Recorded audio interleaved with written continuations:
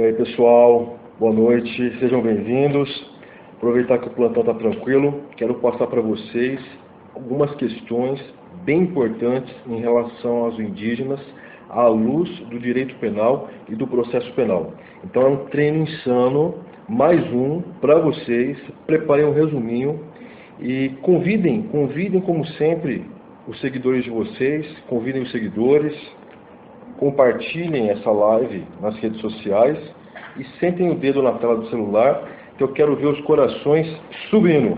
Vamos lá? Estão preparados? Vamos que vamos? Essas questões que eu separei, elas não são muito abordadas nos livros, nos cursinhos.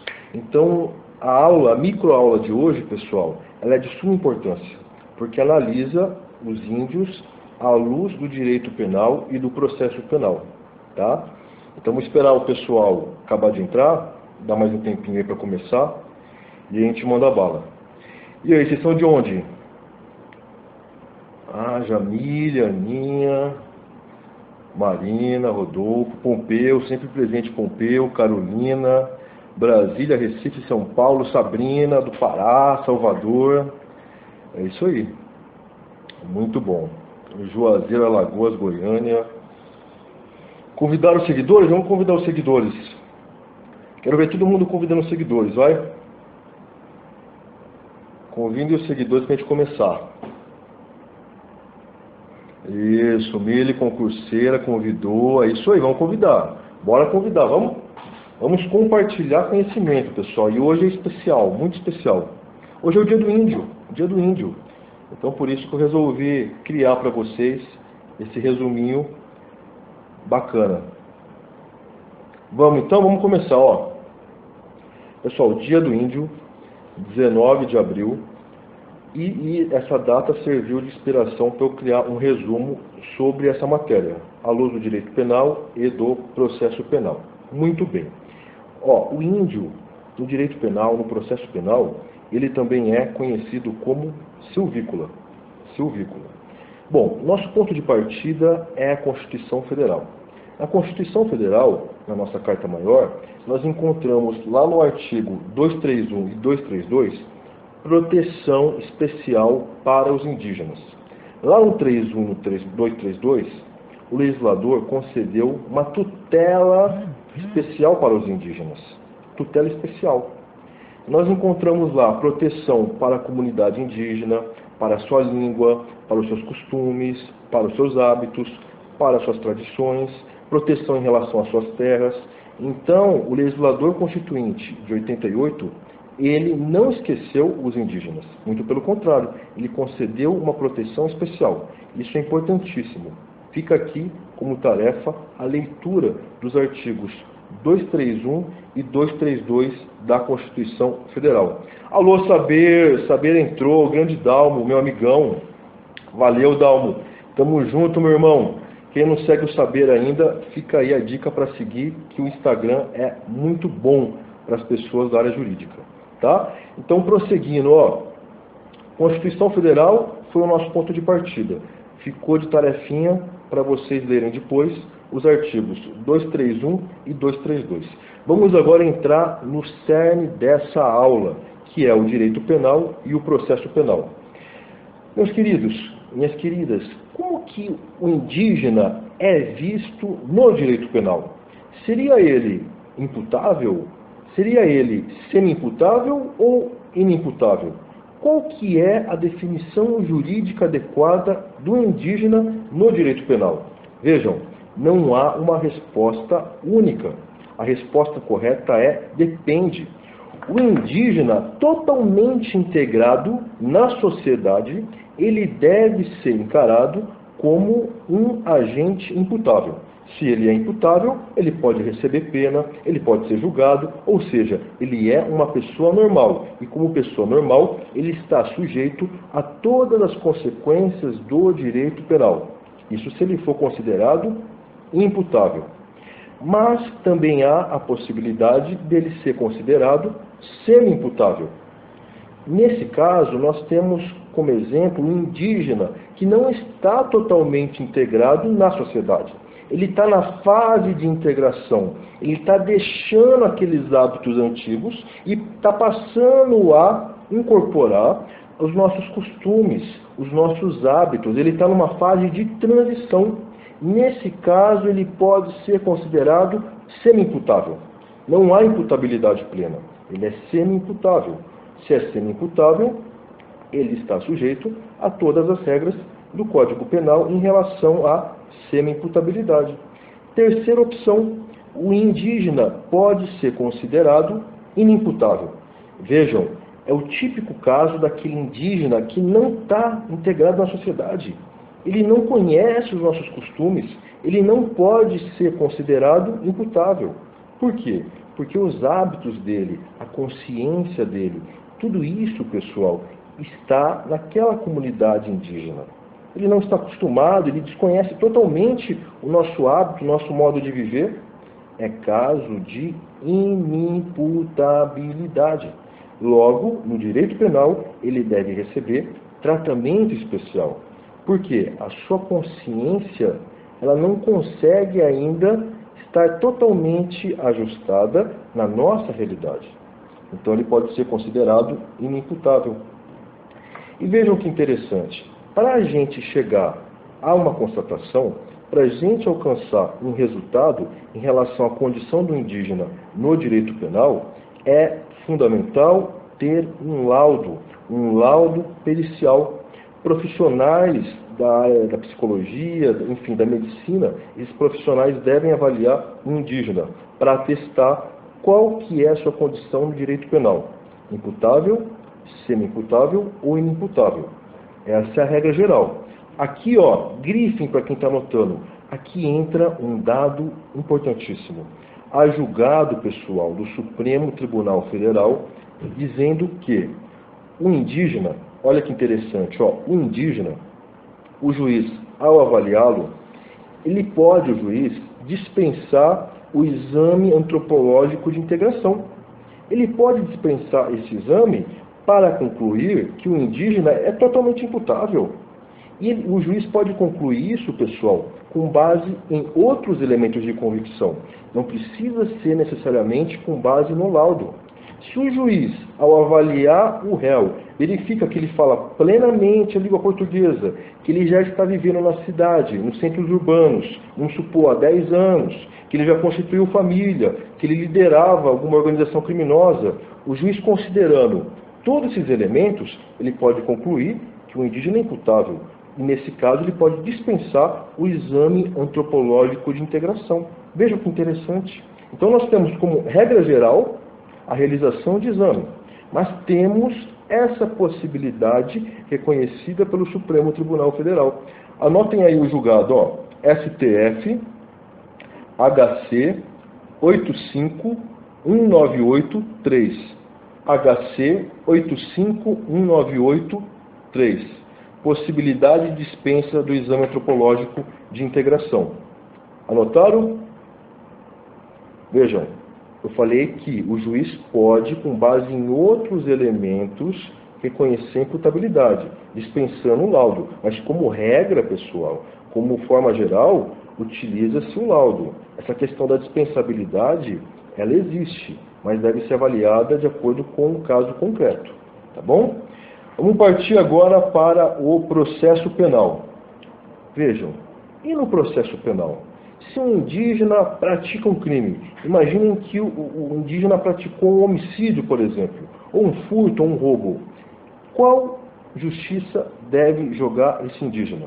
Qual que é a justiça competente para julgar esse indígena quando ele figura na demanda como autor? E aí? Qual que é o pensamento de vocês? Vamos participar, vamos interagir. Qual que é a justiça competente para julgar o indígena quando ele é autor do crime? Imaginem o mévio indígena que praticou um latrocínio ou um estupro. Qual justiça deve julgar esse indígena na condição de autor do fato? E aí, comum, federal, qual que é a opinião de vocês? Qual que é a opinião de vocês?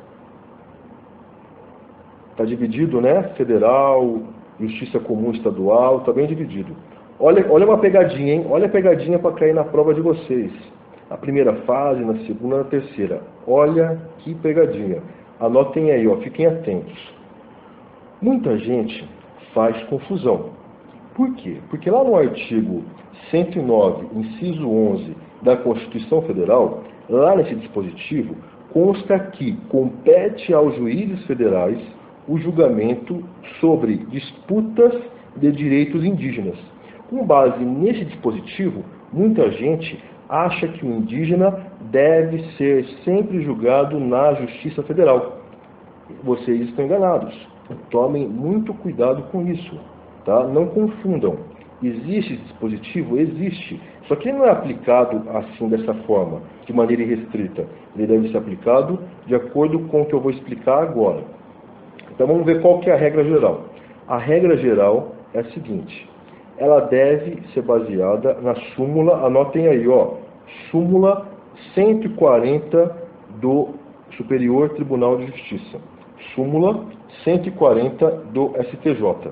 Compete à Justiça Estadual julgar crimes quando eles são praticados por indígenas ou contra indígenas. Então, em suma, qual que é a regra geral? Ela está estampada, está prevista na súmula 140 do STJ. Se o indígena praticou algum crime ou se ele figurou como vítima, em regra, compete à Justiça Estadual o processamento e julgamento do caso. Então guardem essa regra, ó. O indígena praticou algum crime? Praticou. Ou então, o indígena foi vítima de algum crime? Foi.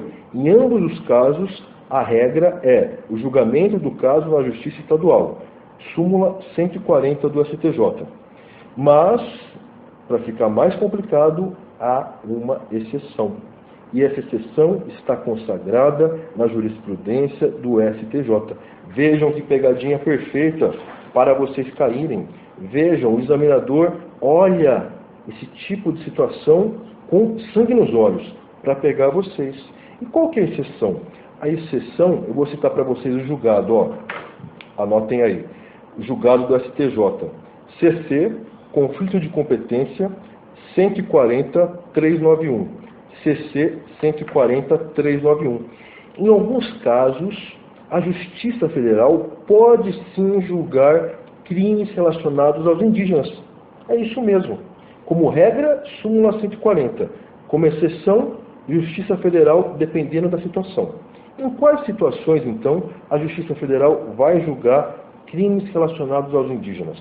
Nas situações que envolverem interesses coletivos, que envolverem direitos indígenas sob o enfoque transcendente, sob o enfoque que não está direcionado ao indígena considerado individualmente, mas sim aos interesses indígenas. Então vejam, se existe interesse coletivo dos indígenas, passa a ser competente para o julgamento a Justiça Federal.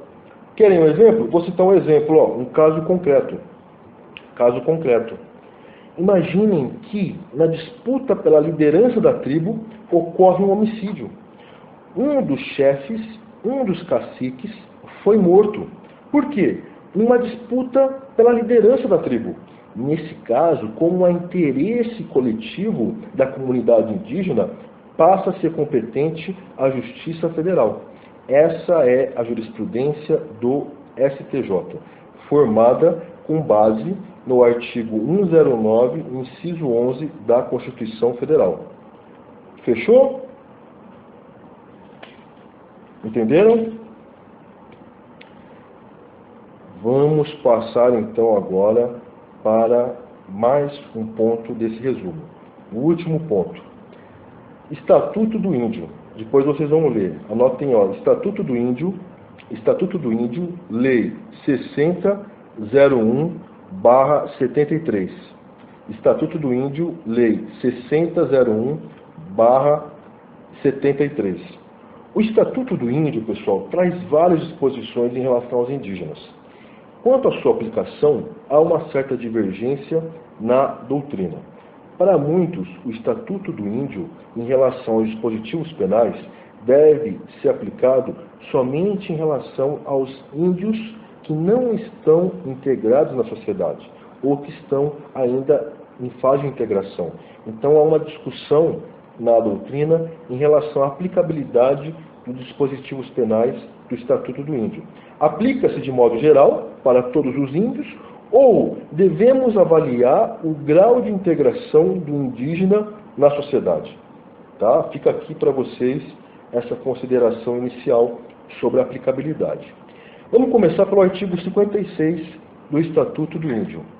O artigo 56 fala que o indígena condenado pela prática de infração penal deve ter a sua pena atenuada.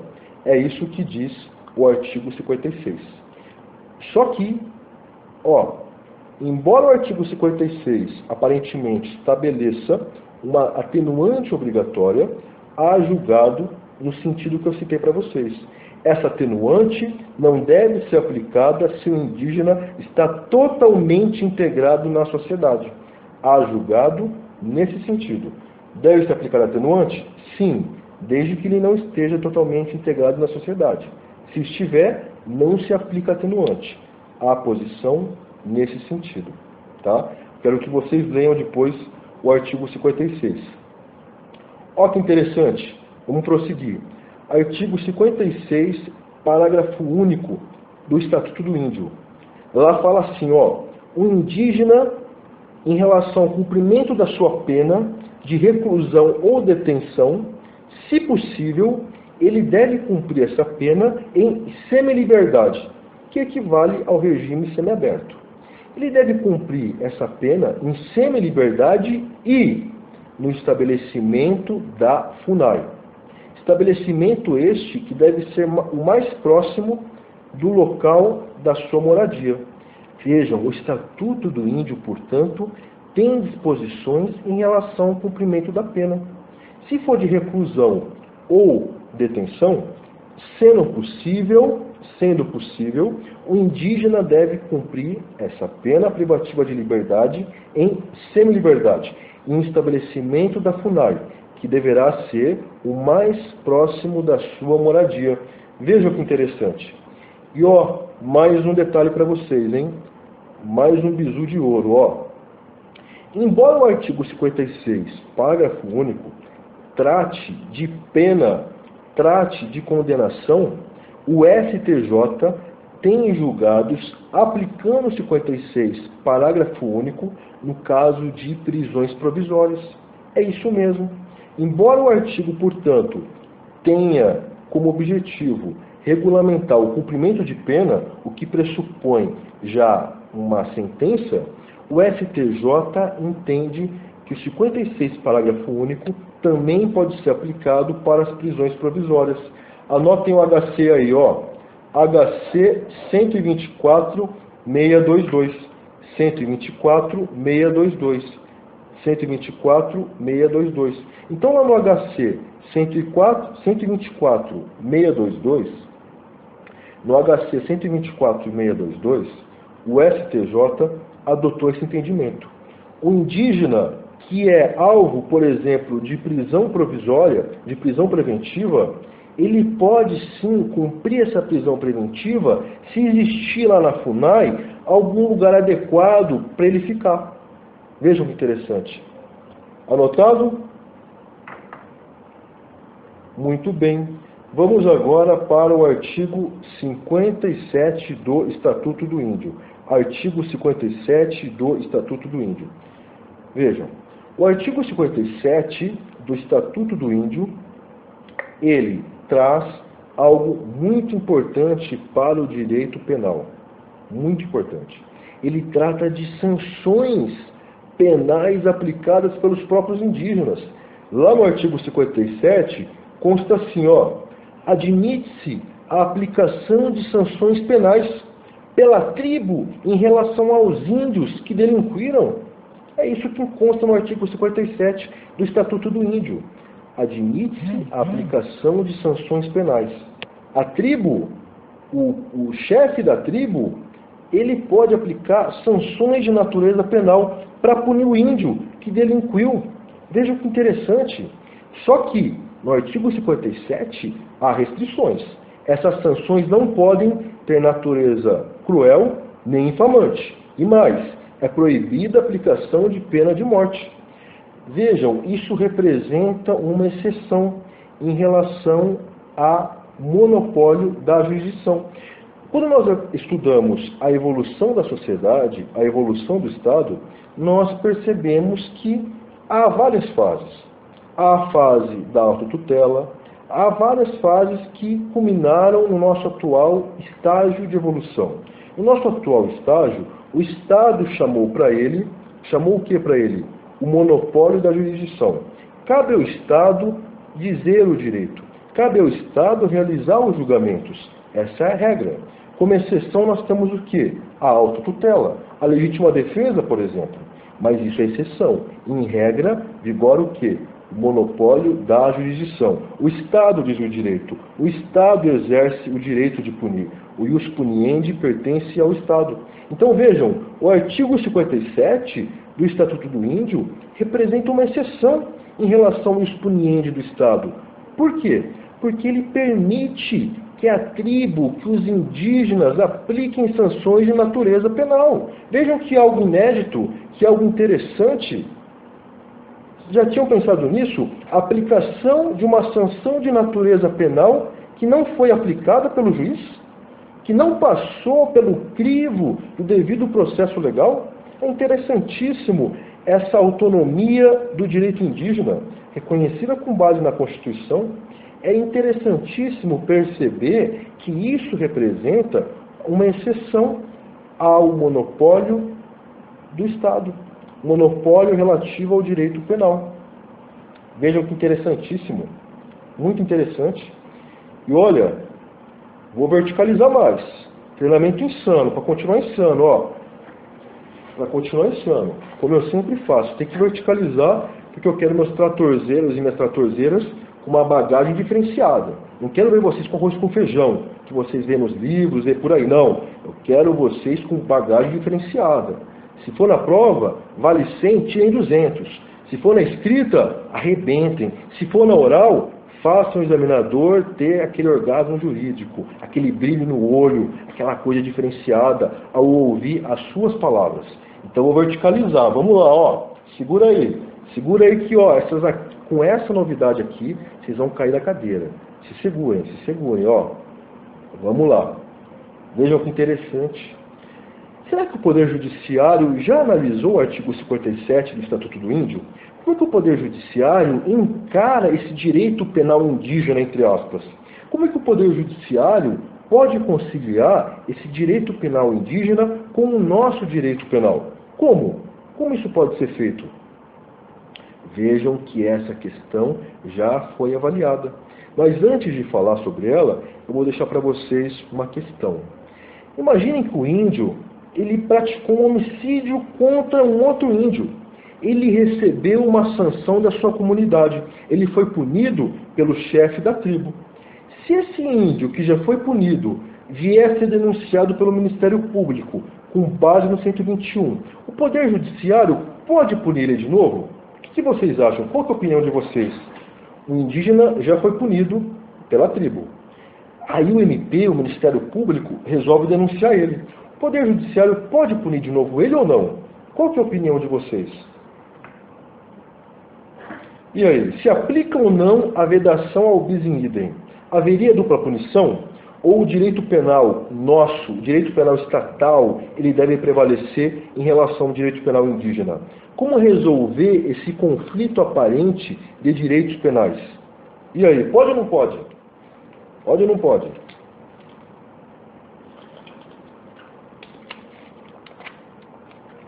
Vejam que interessante.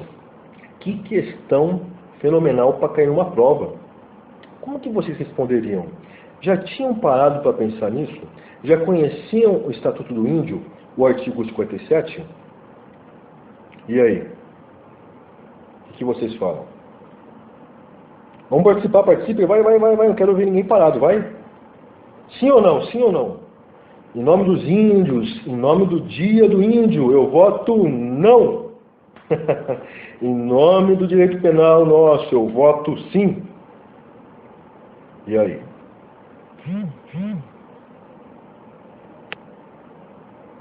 como que vocês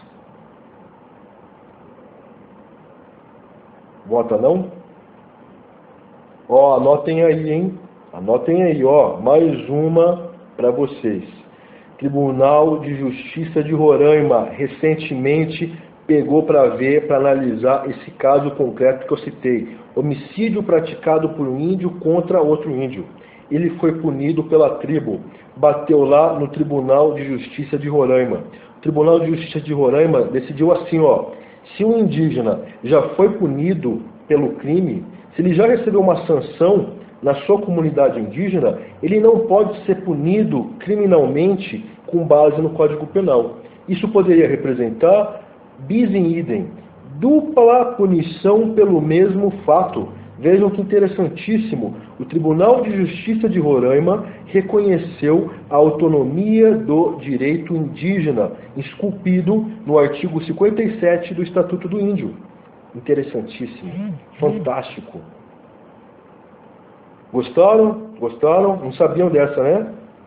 Depois procurem para vocês analisarem, estudarem o acórdão. Tribunal de Justiça de Roraima, autonomia do direito indígena. Vejam, uma mesclagem, um misto de direito penal indígena com o nosso direito. Muito bom. Ó, se vocês citarem isso numa prova, o examinador vai ficar muito feliz, vai ficar muito satisfeito. Por quê? A galera nivela sempre da forma errada, a galera busca sempre as mesmices, o resumo do resumo do resumo. Não, vocês têm que ser diferenciados, vocês precisam demonstrar conhecimento, precisam verticalizar, cair de cabeça. Vamos para o artigo 58. Artigo 58 do Estatuto do Índio, ele traz alguns crimes. Vejam, o artigo 58, ele pune, por exemplo, desrespeito aos costumes indígenas, ele pune utilização de índio em propagandas para fins lucrativos, ele pune também quem propicia aquisição de bebidas alcoólicas a índios não integrados. Ó, a pegadinha, não serve qualquer índio, tem que ser um índio não integrado para caracterizar o crime. E o artigo 59 do Estatuto do Índio traz uma causa de aumento de pena. Lá fala assim, ó, os crimes contra o patrimônio, contra a pessoa, contra os costumes, se a vítima é índio não integrado, deve-se aumentar a pena em 1/3. Pena ampliada em 1/3 se o crime é contra a pessoa, contra o patrimônio ou contra os costumes e envolve índio não integrado. Tá? Façam anotações, vejam a reprise. Vou jogar essa aula do periscópio lá no YouTube depois do meu canal. Eu estou como Delta Thiago no YouTube. Vou jogar lá. Quem quiser rever para anotar, reveja ou na reprise do periscópio ou lá no meu canal no YouTube. Pessoal, por hoje é isso. Abordei um tema quase que inédito, pouco abordado pelos cursinhos e pelos livros, que já caiu e vai cair novamente em concursos, pelos motivos que eu citei, e abordei com base na doutrina e na jurisprudência, para vocês serem alunos, seguidores, aprovados, diferenciados.